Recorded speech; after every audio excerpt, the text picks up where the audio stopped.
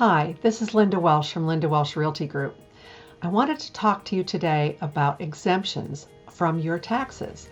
So these are exemptions based on a number of factors, but in fact here are the most important ones and the ones that we see most often. The first one is a homestead exemption. In the state of Texas and in some other states, including Florida, etc., homestead exemptions are exemptions that you can take from a certain amount of your taxes based on the fact that this is your primary homestead. It is where you live at least 6 months out of the year. And so you can only, let's say you had a home in 2 different places, this would be the one that you live in the majority of the time. And it is not going to be for any income property or other property that you may have. Your homestead exemption, if you own acreage, would be on 1 acre of that property where your house is. So you would choose which part of that property would carry your homestead exemption. Other exemptions might be your senior exemption. Your senior exemption is one that you are eligible for in the year that the one of you, if you're a married couple, the older one generally, when the year that they're going to turn 65. So they can actually file for it when they're 64 as long as you're going to turn 65 in that year. The year that they're going to turn 65, they would fill out a senior exemption with your county appraisal district. The interesting thing about this is that it freezes your school tax. Your school tax generally is the largest amount that you're taxed on in your property tax bill.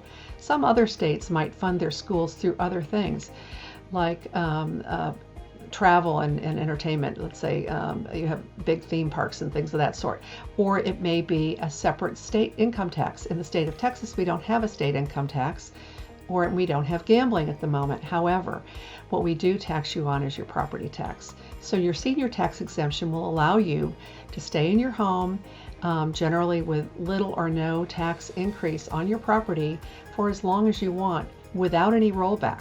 When you do sell your home, or if you pass along, then that senior tax exemption will have to come off of the house.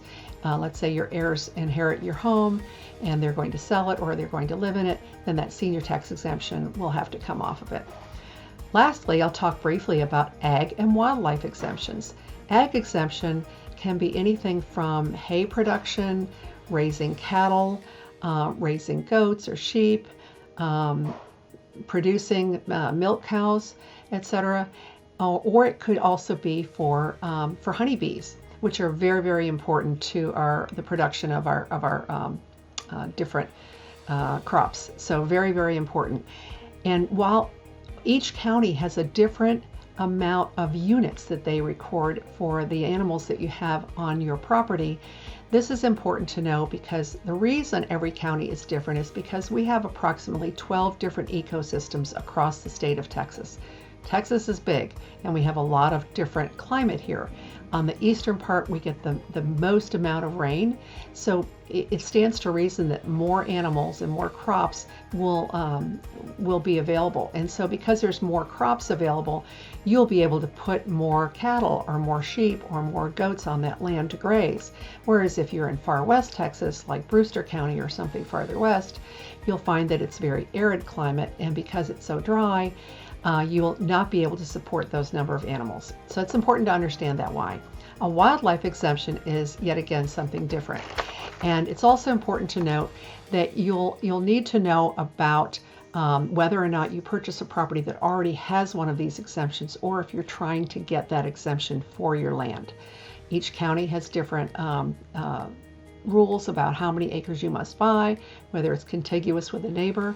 Nice thing is you might even have somebody that if you don't own cattle or horses or whatever, you might know somebody who does, and they may be able to graze on your land in exchange for you getting the tax credit. So these are all great considerations, and I would love to share more information with you. Please let me know if you have any questions. Linda Welsh from Linda Welsh Realty Group. Looking forward to speaking with you. Bye.